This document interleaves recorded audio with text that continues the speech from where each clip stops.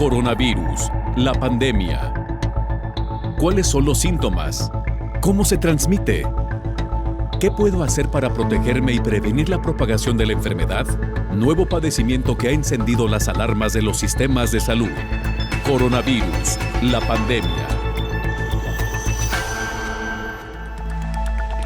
Bienvenidos a Coronavirus, la pandemia. Les recordamos que este programa es una producción de la Universidad de Guadalajara que se transmite desde el foro de Canal 44, la señal de todos, y que llega a México y América Latina gracias a la señal de las televisoras públicas que se suman a esta emisión. Las formas de hacer contacto, les recordamos, es a través de Facebook en Canal 44 TV, en Twitter, @Canal 44 TV o en WhatsApp al 33 22 42 06 90. Iniciamos este recorrido por la información, lo más destacado de la semana, con el informe que nos presenta desde Ginebra, Suiza, sede de la Organización Mundial de la Salud, nuestro compañero Antonio Broto, corresponsal de la agencia EFE. Hola, ¿qué tal? Buenos días, Belén. Buenos días a todo el auditorio de Canal 44. Las muertes por COVID-19 en el mundo ascienden a 972.000, después de que se reportaran más de 5.000 nuevos fallecimientos en la última jornada, mientras que los contagios globales totalizan 31,6 millones, de acuerdo con los datos de la Organización Mundial de la Salud. América, que acumula la mitad de los contagios confirmados, es también la región con más fallecidos, más de 536.000, seguida de Europa con 231.000, el sur de Asia con 106.000 y Oriente Medio con 59.000. La curva de fallecidos diarios se reduce lentamente en el continente americano, donde ha bajado de los 3.000 por jornada, mientras que en Europa se mantiene estable desde junio en torno al medio millar, pese al rápido aumento de infecciones diarias. La directora técnica de la OMS para la COVID-19, María Van Kerkhove, participó en una sesión de preguntas con los internautas a través de las redes sociales, donde señaló que los estudios de seroprevalencia que miden si una comunidad ha desarrollado anticuerpos contra la COVID-19 muestran aún porcentajes promedio por debajo del 10%, por lo que en su opinión la mayor parte de la humanidad sigue siendo susceptible de contraer la enfermedad.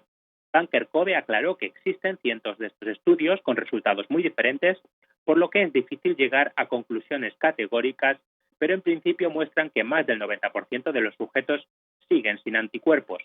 La experta estadounidense matizó que en algunos estudios entre trabajadores sanitarios se han detectado porcentajes mayores de personas con anticuerpos, de entre el 20 y el 25%, y en algunas zonas concretas, por ejemplo en suburbios de algunos países, se han llegado a obtener seroprevalencias superiores al 40%. Cerca de la sede de la OMS en Ginebra se encuentra la de otra importante agencia mundial, la Organización Internacional del Trabajo, que en un estudio ahora publicado reveló que en el segundo trimestre de 2020 los confinamientos y otras medidas de choque contra la pandemia han provocado en el planeta una pérdida de horas de trabajo equivalente a casi 500 millones de empleos. Por regiones, Latinoamérica es la más afectada en términos relativos, con una pérdida de horas de trabajo en el segundo trimestre, equivalente a 80 millones de empleos, un tercio del total. Reportó desde Ginebra Antonio Broto para el programa Coronavirus, la pandemia. Esta semana dedicamos varios espacios de COVID-19 a hablar sobre las reinfecciones, un tema que ha preocupado a la humanidad luego de que se detectara un primer caso hace ya varios meses. Esta es la historia. En los primeros meses del surgimiento del nuevo coronavirus se desconocía de posibles reinfecciones y en qué periodo de tiempo podría el paciente presentar de nuevo la enfermedad por COVID-19. Con la expansión rápida de SARS-CoV-2 por el planeta, con más de 30.800.000 personas que han cursado con los síntomas de forma leve, moderada y grave, surgen estudios sobre cómo el sistema inmunitario puede reaccionar, en particular con el nuevo coronavirus. En el tercer trimestre de la enfermedad se realizó un estudio detectando que podría existir la posibilidad de que pacientes, después de aplicar estudios para darlos de alta y cursar clínicamente asintomáticos, pueden portar cantidad leve de virus difícil de detectar. Sin embargo, no estaba corroborado en su totalidad y 6 meses después surgen nuevos hallazgos. Son varios los países que comenzaron a confirmar casos de reinfecciones al realizar pruebas genéticas desde la primera infección y en la segunda. Ante una nueva cepa de los coronavirus, los estudios científicos cada vez amplían para comprender e ir modificando las acciones de atención. El común denominador en quienes han padecido doblemente la enfermedad pasó entre 3 y 4 meses de la primera infección del nuevo coronavirus, detectando que ha sido de cepas diferentes incluso sin presentar síntomas. En otros casos, han cursado su segunda infección con síntomas leves. Ante una posible reinfección se describen 3 puntos: presentar la enfermedad con síntomas más graves, tener síntomas a la primera o cursar el padecimiento leve o asintomático. Ante estos hallazgos se pronuncian expertos por llevar un seguimiento puntual de cada paciente después de haber sido dado de alta a fin de identificar el tiempo, la duración y los síntomas en que pudiera presentarse un segundo episodio de COVID-19. Con los casos registrados recientemente de reinfección queda anulado la propuesta que se había hecho a nivel mundial de tener un pasaporte de inmunidad. Con el paso del tiempo surgen nuevas investigaciones sobre el virus que ha causado a la fecha 959,000 muertes por COVID-19. Informó Isaura López Villalobos. A propósito del tema de las reinfecciones, el infectólogo Héctor Raúl Pérez Gómez nos explicaba esta semana que aún se desconoce un elemento importante. ¿Qué sucederá cuando una persona se reinfecte con el virus del SARS-CoV-2? La enfermedad que desarrolle será igual de grave que la primera ocasión que la registró o será leve o quizá incluso más grave. Estas son parte de las reflexiones que hizo el infectólogo. Hay estimaciones de que a nivel mundial en este momento se encuentran en estudio alrededor de 20 pacientes en quienes se sospecha que pudo haber ocurrido reinfección. Hay 2 pacientes reportados en la revista Nature hace escasos 8 días. Uno de ellos pues es el paciente que más se escuchó en el mundo, el paciente de Hong Kong, que habiendo tenido infección por SARS-CoV-2 en los primeros meses de la pandemia, resulta luego de algunos meses de nuevo positivo a SARS-CoV-2, después de haber tenido diferentes PCRs negativos, incluso después de haber desarrollado anticuerpos contra SARS-CoV-2. Y en un viaje que realiza a España, al regreso a Hong Kong, en el aeropuerto le toman muestras para PCR y de nueva cuenta resulta positivo. En él se puede documentar que la cepa que ocasionó el primer episodio y la cepa del segundo son distintas, lo cual pues confirma que se trata de una reinfección en un paciente que incluso había desarrollado anticuerpos a partir de la primera. Y en el segundo caso es algo similar, es un paciente de Florida, en el que de igual forma las 2 cepas son diferentes, pero la diferencia entre los 2 casos es la forma de presentación clínica. En el caso de Hong Kong, el paciente tuvo un primer episodio grave de la enfermedad. El segundo episodio fue un episodio muy leve de la enfermedad, con pocos síntomas.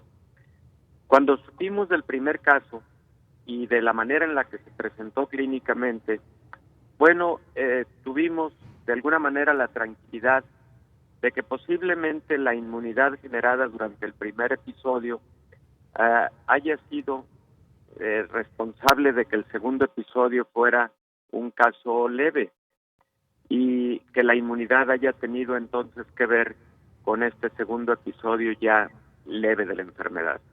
Sin embargo, en el caso de los Estados Unidos, lamentablemente ocurrió al revés. El primer episodio fue un episodio leve de la enfermedad y el segundo un episodio con más síntomas, Afortunadamente no fue un paciente crítico, pero sí con mayor sintomatología. Entonces esto nos lleva a una primera conclusión. Sí existe la reinfección y lamentablemente no podemos decir que la segunda obligadamente deba ser más leve porque la inmunidad así lo genere, una protección en cuanto a la gravedad de sintomatología. Eso es lo que se estudia en este momento, porque también hay que entrar al ámbito molecular, al ámbito inmunológico, para identificar diferentes patrones de presentación inmunológica en pacientes que sufren reinfección por SARS-CoV-2. Y efectivamente parece que por el momento lo que pensábamos que podría ser un pasaporte de inmunidad después de un primer episodio, pues no lo está haciendo en este momento, aunque todavía existe la consideración de que realmente van a ser escasos, contados los casos de pacientes con reinfección por SARS-CoV-2, porque en este momento, insisto, hay alrededor de 15 casos en estudio en todo el mundo. Esta semana el infectólogo Héctor Raúl Pérez Gómez también reflexionaba sobre las reacciones adversas que han generado algunas vacunas, particularmente la que desarrolla AstraZeneca junto con la Universidad de Oxford en el Reino Unido. El doctor Pérez Gómez dice que estas reacciones suelen ocurrir en la mayoría de los ensayos clínicos que se desarrollan en torno a los biológicos, a las vacunas. Escuchemos lo que dijo sobre esta en particular. Se tienen que hacer estudios muy extensos al respecto, porque incluso bajo circunstancias en las que dos casos se hayan presentado de manera similar con mielitis transversa, hay que recordar que ya son miles de personas que están siendo vacunadas en este momento a través de los ensayos fase 3 de AstraZeneca, y aún siendo dos casos no se puede generar conclusión de que sea la vacuna la responsable de esta situación. Entonces, se tiene que tener calma al respecto, porque también puede ser un asunto coincidental y puede ser un asunto no relacionado con el propio biológico. Esperemos que así sea y eso nos permita entonces seguir con los ensayos clínicos de AstraZeneca, que es una excelente candidata a vacuna en este tipo de pacientes. Claro. Doctor, es importante también destacar un punto en medio de estos dos casos. El propio laboratorio ha explicado que en el primer caso que se registró con una reacción adversa, se trató de una paciente que tenía tenía un padecimiento, pero no había sido diagnosticada. Esto es importante, doctor, porque pocas veces reparamos en este asunto. ¿Cuántos de nosotros tenemos alguna enfermedad y esta suele manifestarse o suele agravarse en casos como COVID-19 o en casos, doctor, incluso cuando se aplica una vacuna? Efectivamente, puede existir esa situación de pacientes que pueden tener una enfermedad latente y que entonces la respuesta inmune generada por una vacuna o por una enfermedad infecciosa puede entonces hacer aparecer la sintomatología de dicha enfermedad latente. Las enfermedades infecciosas y el sistema inmune sí frecuentemente generan la aparición de síntomas de enfermedades latentes y hay muchos ejemplos al respecto. Hacemos una pausa brevísima, regresamos con más información.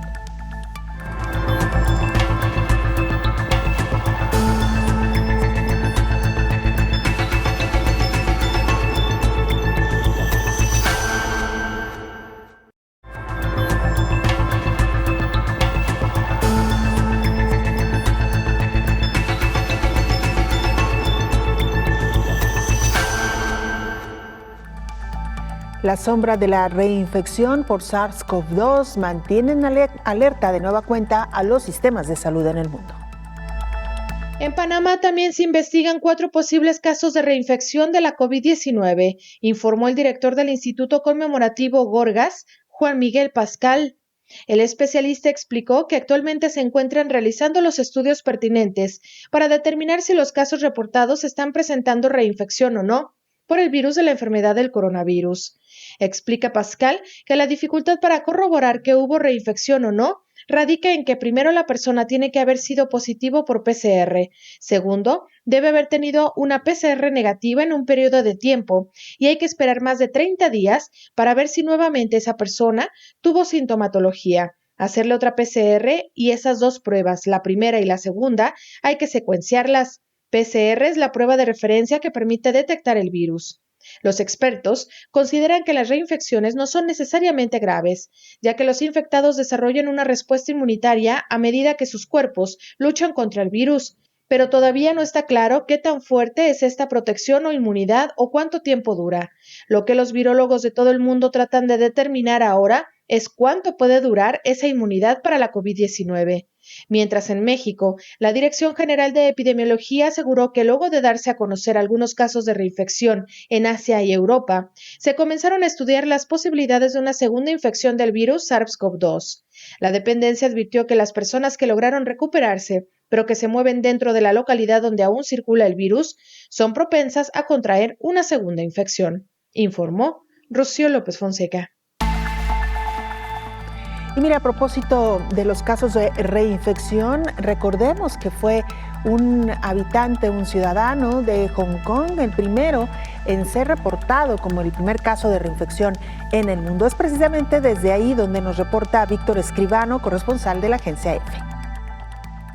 Hola, ¿qué tal? Buenos días, Belén, y buenos días a todo el auditorio de Canal 44. Las últimas noticias desde Hong Kong reflejan el éxito de las medidas de contención contra el coronavirus. Y es que en la ciudad se ha vivido un verano convulso debido a una tercera oleada de contagios que cuadruplicó los casos confirmados desde inicios de julio. Hasta finales de junio solo se habían registrado unos 1.200 casos en la ciudad, y ahora son más de 5.000, con 103 fallecidos. La situación parece mejorar, pero todavía no se puede cantar victoria. Si el pasado día 15 Hong Kong registraba su primer día sin contagios desde junio, este domingo detectó 23 casos, la cifra más alta en casi un mes. Uno de los últimos casos detectados este mismo fin de semana causó preocupación en la ciudad semiautónoma china, y es que se trató de una empleada de un laboratorio de la Universidad de Hong Kong, en el que se había estado investigando el coronavirus. Más de 40 compañeros de la trabajadora han sido puestos en cuarentena, aunque ninguno de ellos ha dado positivo en las pruebas hasta ahora. Y las autoridades aseguran que no hay pruebas de que la infección se produjese en el laboratorio, ya que las muestras que allí se analizaban no eran contagiosas.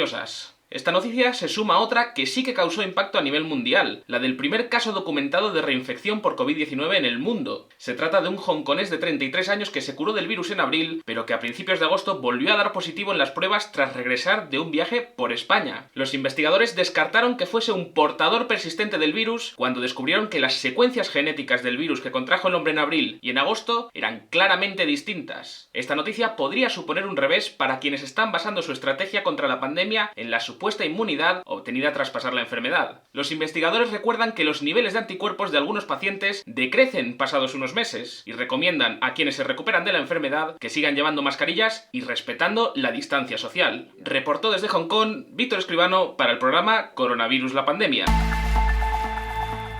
El infectólogo Héctor Raúl Pérez Gómez también mencionaba que son posibles las reinfecciones aún en personas que han sido vacunadas. El tema en esta discusión es que cuando una persona ha sido vacunada tiene menos riesgos de transmitir la enfermedad. Esto es lo que mencionaba el doctor. En un alto porcentaje de las enfermedades infecciosas que incluso tienen vacunación, puede ocurrir reinfección. Lo habitual es que una segunda o tercera infección en alguien vacunado, te voy a poner el ejemplo de paperas o de rubiola, esos segundos o terceros episodios habitualmente son muy leves, son de muy corta duración y habitualmente no generan el riesgo de que quien está padeciendo el segundo episodio pueda transmitir la enfermedad a un tercero. Esa es una de las grandes ventajas.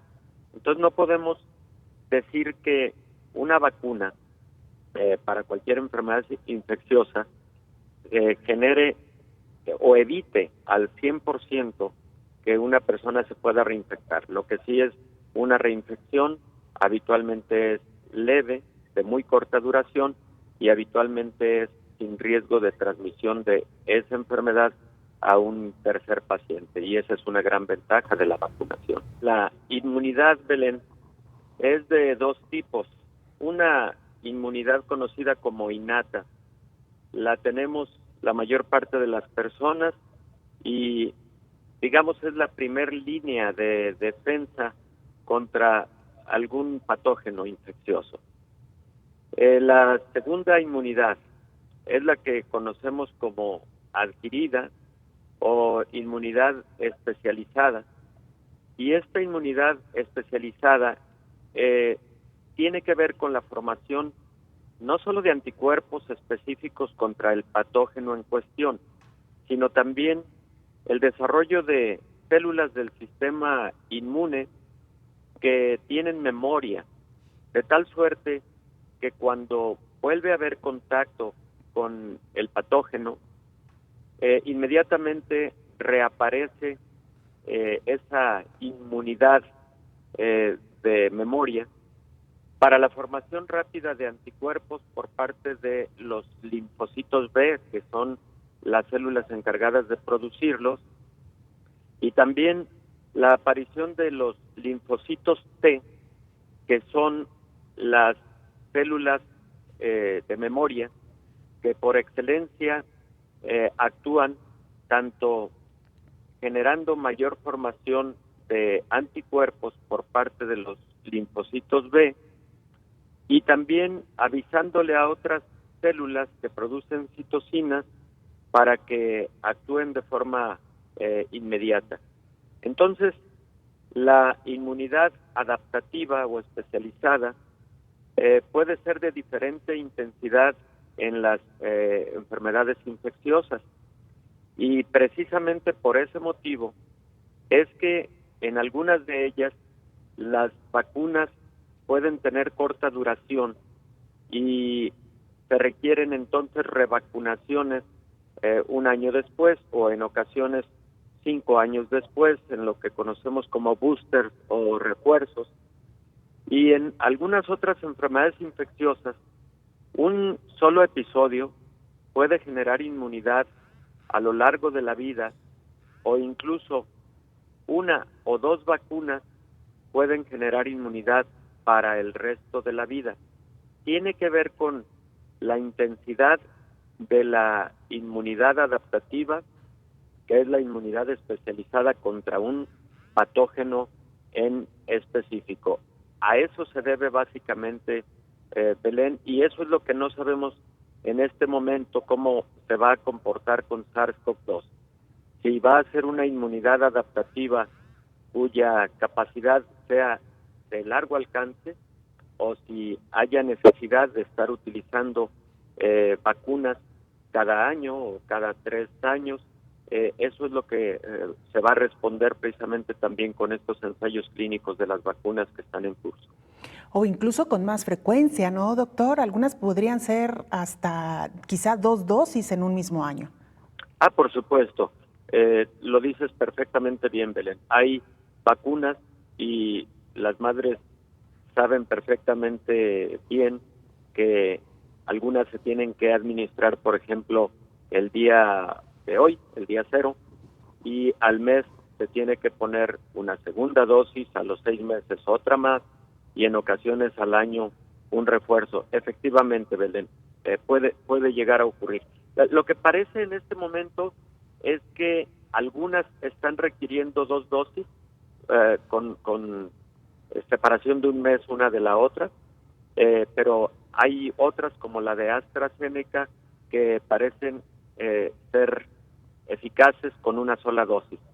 Vamos a tener las dos modalidades. En tanto no tengamos resultados de los estudios académicos, científicos en todo el mundo respecto del nivel de protección que genera una infección primaria, la protección deba seguirse dando ante los estándares o con los estándares más altos de protección, Belén, como el resto de la población. Lamentablemente, como bien lo dices, una primera infección por el momento parece no haber dado pasaporte de inmunidad total. Los casos de reinfección son contados, por fortuna, pero creo que en virtud de que existen, la recomendación fundamental a la población que ha sufrido COVID-19 es sígase protegiendo como si no hubiera ocurrido un episodio previo, porque aunque tenga usted anticuerpos, no le podemos asegurar al 100% que no pueda llegar a tener una reinfección con alguna otra cepa de SARS-CoV-2. Creo que esa debe ser la recomendación absoluta en este momento, Belén. Hacemos una pausa, volvemos.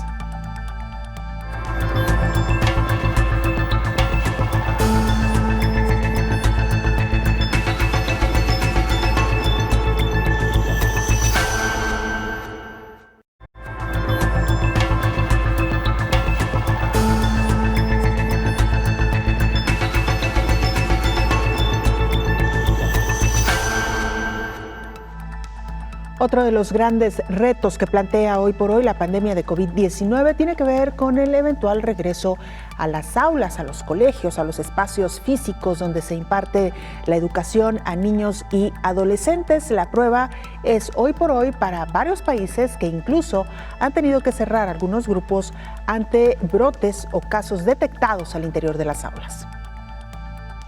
Venezuela ya descartó volver a las aulas en lo que resta del 2020. El presidente Nicolás Maduro señaló que el regreso presencial no es favorable para el control de la epidemia y analizará si en enero sería posible. En tanto, los sindicatos de trabajadores de la enseñanza en España alertaron que en tan solo 8 días más de 120 centros se han visto obligados a cerrar, multiplicando por 9 lo que sucedió en Francia en sus 10 primeros días de curso escolar, por lo que el cierre diario de decenas de aulas no augura nada bueno. Mayoritariamente deseamos volver a las aulas, señaló el gremio en un comunicado, pero cuestionó los planteamientos de algunas comunidades autónomas que están haciendo verdaderos disparates con 4 días en clase y 1 en casa. En tanto, en Nueva York solo fue posible la vuelta a la escuela para chicos de prekinder y algunos estudiantes de educación especial. El gobierno de Nueva York aplazó por segunda ocasión el inicio de clases presenciales. Los estudiantes de primaria empezarían a asistir a partir del 29 de septiembre y los de secundaria desde el arranque de octubre. Por otro lado, la Universidad Nacional Autónoma de México arrancó el ciclo escolar a distancia para alrededor de 350,000 estudiantes este lunes. En su mensaje de bienvenida, el rector Enrique Graue explicó que el examen de admisión sí fue presencial por la igualdad de oportunidades, porque de hacerlo en línea se habría favorecido a quienes tuvieran mejores condiciones de conectividad. Aunque no dio una fecha de la actividad presencial, espera que muy pronto, cuando las condiciones sanitarias lo permitan, se puedan incorporar, informó Elizabeth Ortiz. Vamos a Honduras, ahí se encuentra nuestra compañera Naomi Mesa, reportera de STV Telebásica, quien nos presenta el siguiente informe. Un saludo para ti, Belén, y para toda la audiencia de Canal 44 desde Honduras. Con el argumento que la pandemia provocada por el COVID-19 ya va de salida, el gobierno de Honduras les ha comunicado a los médicos que contrató por la emergencia que sus contratos ya no serán renovados.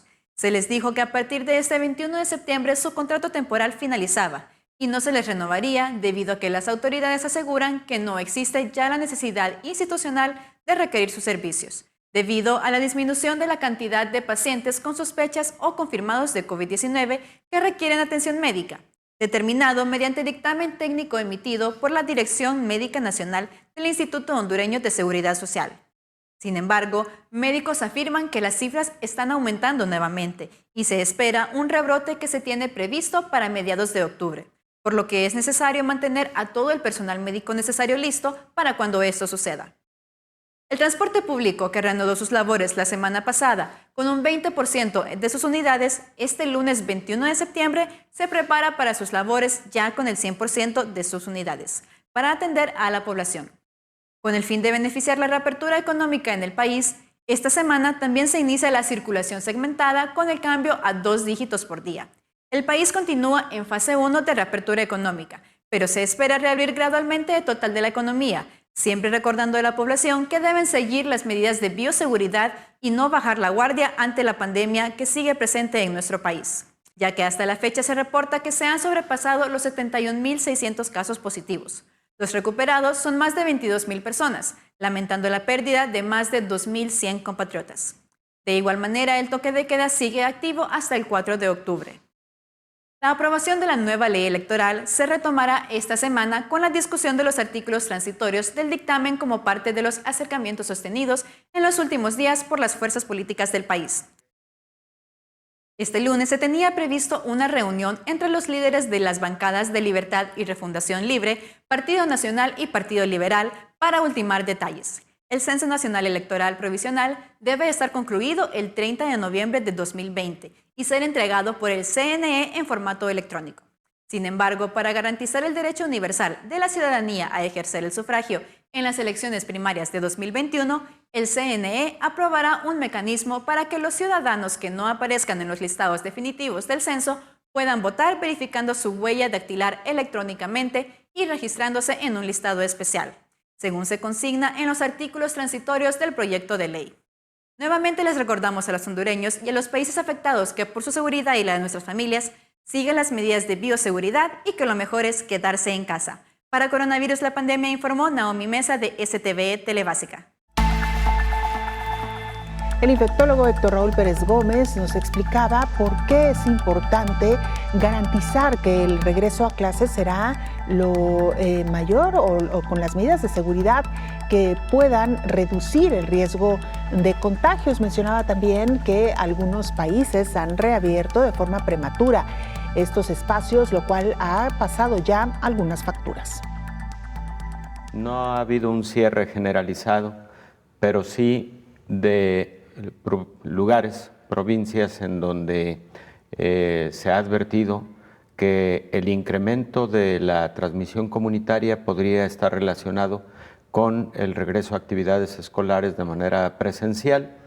Y el caso de Francia también ha sido significativo en ese orden de ideas, pero ahora también Reino Unido lo está considerando y Israel es el otro país en donde, coincidiendo con el retorno a actividades escolares presenciales, ocurrió un incremento en el número de casos. Se asumió la posibilidad de que hubiera estado relacionado ambos fenómenos y por lo tanto volvieron a cerrar centros educativos presenciales. Ahí hay un punto a favor de las personas muy jóvenes y niños, los adolescentes por supuesto, que aparentemente transmiten menos la enfermedad que los adultos. Y esto está estudiado, está publicado en algunas revistas de corte internacional. Y por otro lado, hay que recordar también que en los niños y en los jóvenes la enfermedad se comporta de forma leve habitualmente e incluso con mucha frecuencia de manera sintomática. Digamos que estos factores juegan a favor de la posibilidad del regreso a clases de forma presencial, pero por otro lado, sí existe de alguna manera la correlación entre incremento en el número de casos en la población adulta y el regreso a actividades escolares, porque si bien los niños tienen menos carga viral en las vías respiratorias y por eso presentan un cuadro clínico menos severo, sí pueden transmitirlo de cualquier forma a población susceptible, y esa población susceptible pueden ser adultos mayores con quien conviven en casa, a veces pueden ser los abuelos, lo pueden transmitir a personas con diabetes, con hipertensión, con comorbilidades, y esa situación es la que puede contribuir de alguna manera al incremento de casos comunitarios cuando coincide con el retorno a actividades escolares presenciales. Porque también hay que recordar otro aspecto clave en todo esto. La actividad, digamos, masiva más importante que tiene una comunidad es la actividad escolar en todos los niveles educativos. Entonces, aun cuando los niños y adolescentes transmiten con menos intensidad, pero recordemos que es una actividad masiva, ¿no? Entonces, creo que ese es uno de los factores que influye en el hallazgo de incremento de casos comunitarios cuando se ha regresado a clases. Si existen diferencias en el comportamiento de la transmisión en los diferentes niveles escolares, más que por otra razón, por el hecho de que en los niveles educativos universitarios, por ejemplo, es más fácil la implementación de protocolos. Claro. Evidentemente, la instrucción respecto de las medidas de prevención personal, la distancia entre personas, etcétera, se asume puede ser seguida con mayor puntualidad en los niveles de educación media, de educación superior. En educación básica esto puede ser un poco más difícil. Los niños son inquietos, a los niños les gusta convivir mucho más cercanamente y bueno, pues es parte de la naturaleza del niño, ¿no? Entonces, también es posible que los protocolos deban ser distintos de acuerdo a los diferentes niveles educativos de que se trata cuando llegue el momento de la reapertura de forma presencial.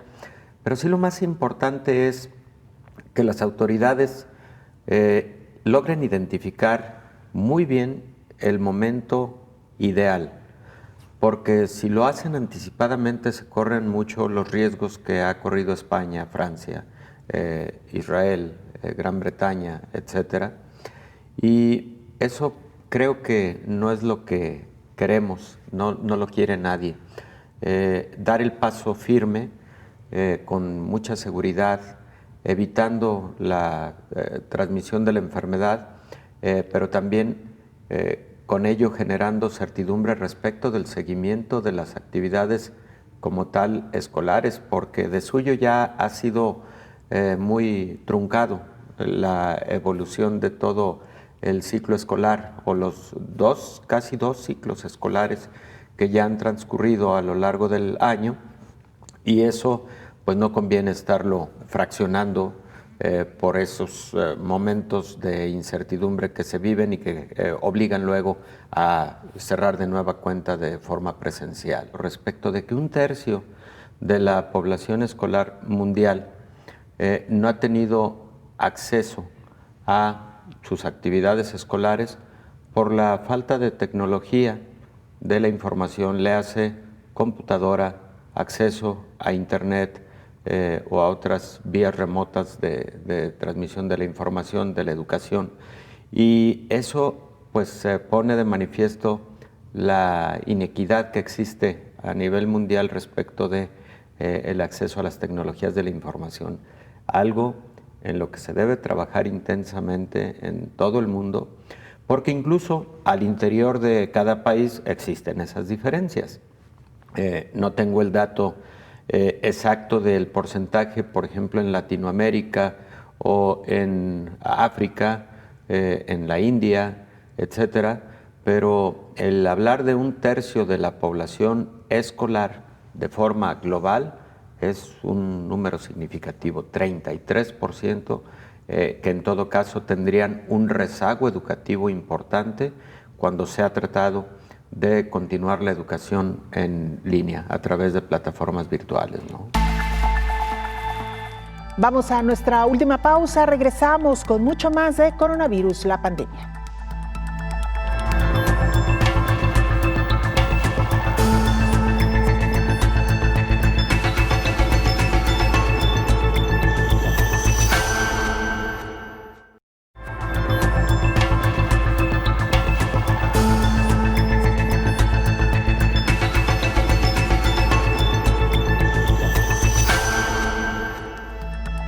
La cifra no es menor, 1/3 parte de los estudiantes en el mundo no tienen acceso a la educación a distancia debido a la crisis sanitaria provocada por COVID-19. En el mes de abril, cuando muchos países tuvieron que imponer rigurosas medidas de confinamiento, los niños de más de 194 países se encontraban desescolarizados. Esto es, aproximadamente el 91% de los estudiantes de todo el mundo. Esto ha ocasionado una disrupción enorme en las vidas, el aprendizaje y el bienestar de los niños a nivel mundial. La UNICEF colabora con los gobiernos y las escuelas para que los niños, especialmente los más marginados, sigan asistiendo a clases y aprendiendo. No se trata simplemente de reabrir las escuelas, sino de reabrir mejores escuelas. A medida que los planteles abren de nuevo sus puertas en algunos países, las estaciones para el lavado de las manos, el distanciamiento físico, el uso de mascarilla y la comprobación de la temperatura se están integrando en la vida escolar. Otro factor importante que se debe tomar en cuenta, dice la UNICEF, es que los niños pueden sentir nervios o reticencia cuando regresen a la escuela, sobre todo si llevan meses estudiando en casa. Se debe reconocer que a los niños les resulta difícil mantener la distancia física con sus amigos y sus maestros en la escuela, por lo que pueden animarlos a pensar en otras formas de establecer vínculos y seguir conectados con ellos.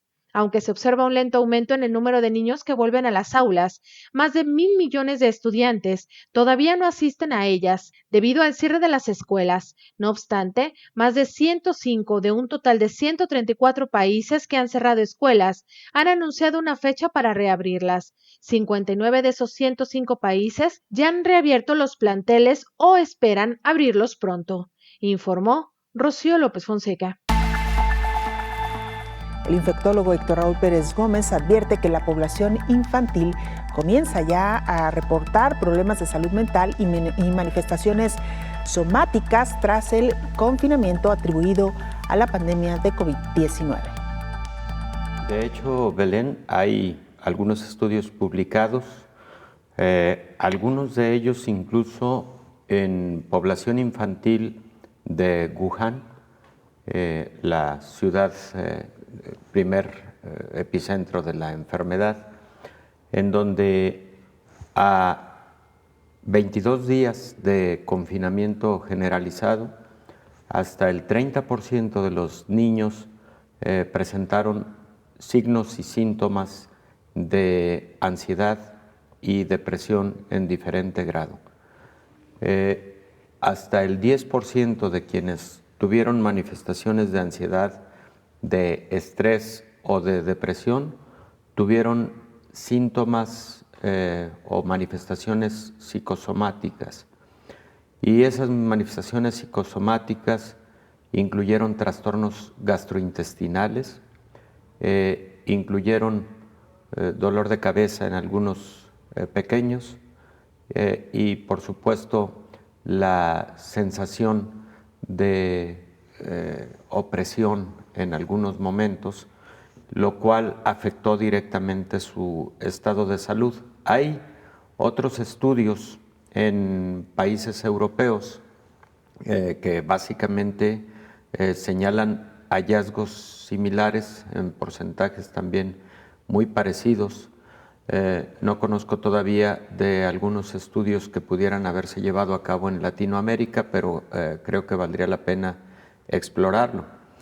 Pues en los adultos el impacto ha sido publicado en diferentes revistas, hasta el 30% de los adultos han tenido también ansiedad, depresión con motivo del confinamiento, pero en la población adulta hay un aspecto distintivo que no se vio con la misma intensidad en la población infantil que ha sido afectada psicológicamente por la pandemia y que haya aparecido en las publicaciones a las que hago referencia, y es el temor por el padecimiento de la enfermedad. En la población adulta, en diferentes encuestas, el temor por padecer la enfermedad, incluso en grado superlativo, en grado de pánico, llegó a presentarse hasta en el 18% de la población adulta encuestada en diferentes países. Situación que no ocurrió de igual magnitud en los niños, pero sí depresión, ansiedad y síntomas o manifestaciones psicosomáticas. Eso sí se ha reportado en los pequeños. La atención que los padres deben estar brindando creo que vale la pena destacar la loable actividad de diferentes universidades, de grupos de la asociación, de la sociedad civil organizada, que han implementado métodos de respaldo psicológico a distancia, a adultos y a pequeños también, y que vale la pena que los padres los tengan identificados porque pueden ser de gran ayuda. Ante una situación extrema en algún pequeñito por ansiedad o por depresión, se puede accesar a alguna de estas líneas y poder tener una sesión que pueda ser muy importante para mitigar síntomas de esta naturaleza y sobre todo para tener una guía, una directriz para los padres de familia que con la utilidad que se espera pueda hacer llevadero y acompañar a los pequeños que están sufriendo de estas manifestaciones. Se han publicado varios protocolos.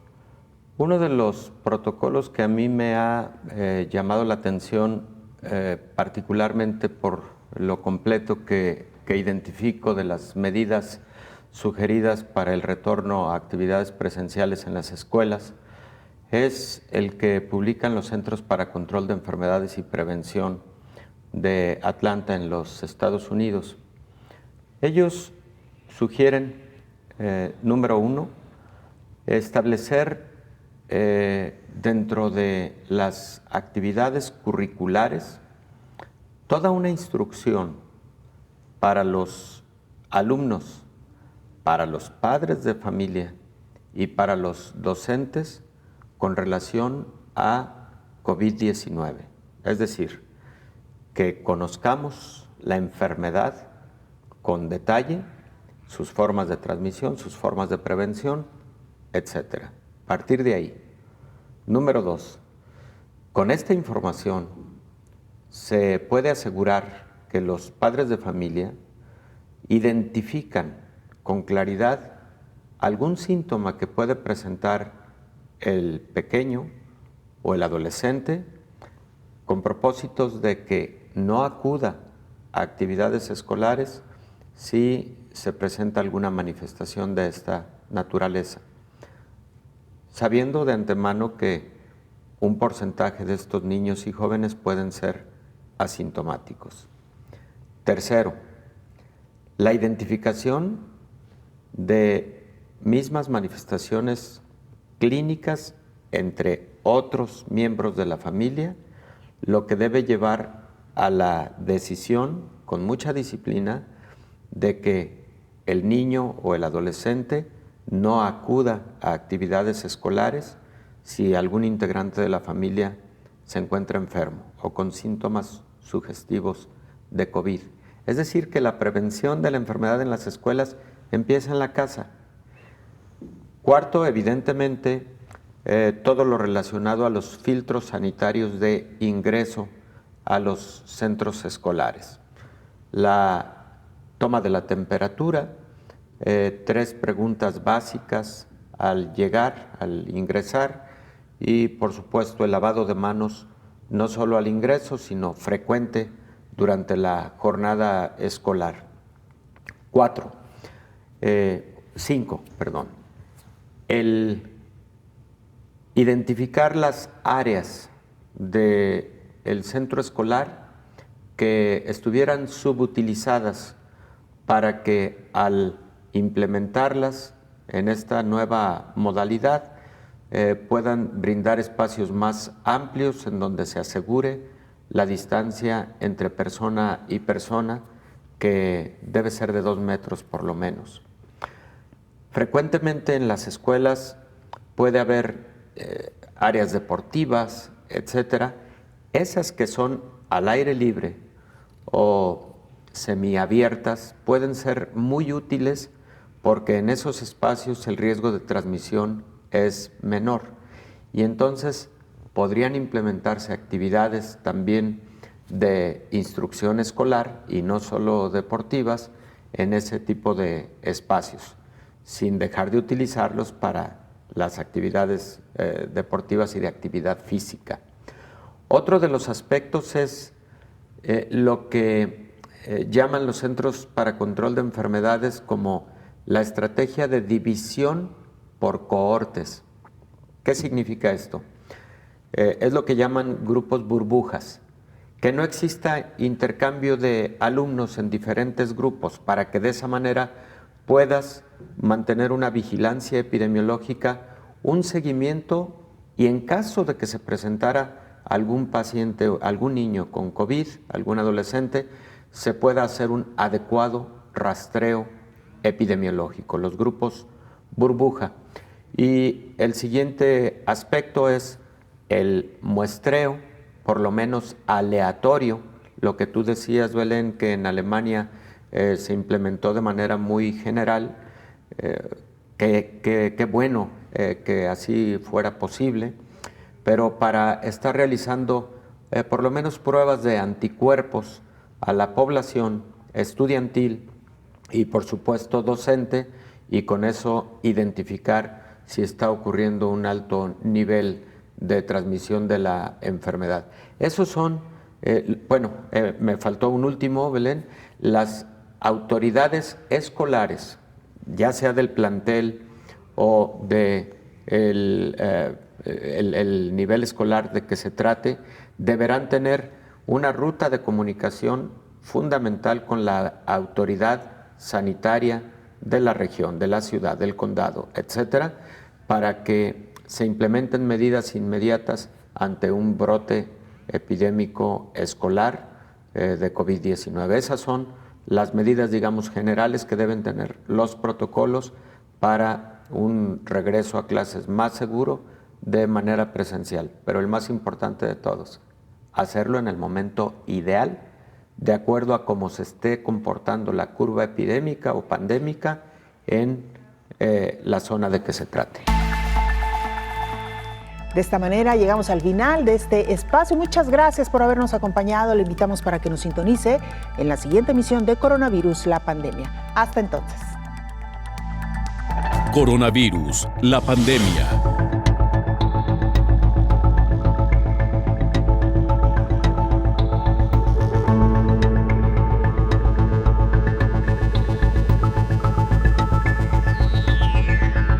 Coronavirus, la pandemia.